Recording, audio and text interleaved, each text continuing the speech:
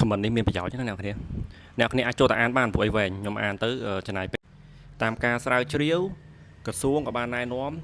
គឺគេមិនលើកទឹកចិត្តឲ្យក្មេងអាយុក្រោម6ខែញ៉ាំអាហារសូលីតទេបាទ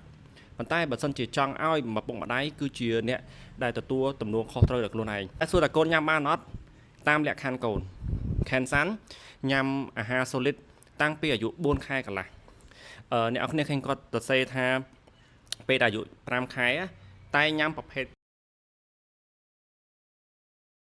បើអ្នកនរគ្នាញ៉ាំប្រភេទឈូរ៉េហ្នឹងដូចស្រៀងដំណាប់ចឹងជំនុំដាក់រួចមើលគឺចេកសុទ្ធតែបើអ្នកនរគ្នាខ្ជិលធ្វើឬក៏អត់ចេះធ្វើ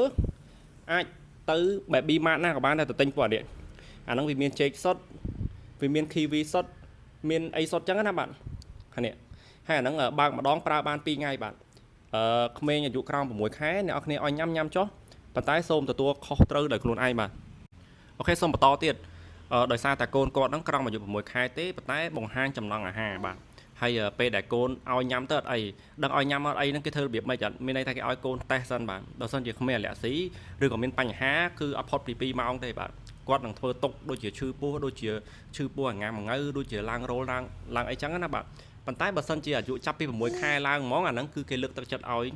ញ៉ាំតែម្ដងបាទប៉ុន្តែ6ខែហ្នឹងក៏មិនឲ្យញ៉ាំគ្រប់មុខទៀតគួរតែកុំអ្នកនរគ្នាគួរតែដាក់តែបបរជាមួយការ៉ុតបានហើយតែអាហ្នឹងគាត់2ថ្ងៃសិនបន្ទាប់មកបបរជាមួយនឹងល្ពៅតែអាហ្នឹង2ថ្ងៃទៅសិនបន្ទាប់មកមួយខែហ្នឹងពីចន្លោះពី1ទៅ7ខែហ្នឹងអ្នកនរគ្នាត្រូវតែបង្រៀនគាត់ឲ្យចេះញ៉ាំឲ្យចេះតែពីហើយបើសិនជាអាចទៅរកទិញប្រភេទណាដែលមានសយោឲ្យគាត់រៀនបឺតពេលដែលកូនរៀនបឺតវាធ្វើឲ្យអារំញោចបឺតទឹកបានល្អមានន័យថាការតាពីគាត់ក៏បានល្អដែរបាទហើយចាប់ពី7ខែទៅអ្នកនរគ្នាអាចដាក់អាហារបបរគ្រប់មុខឲ្យគាត់បានហើយ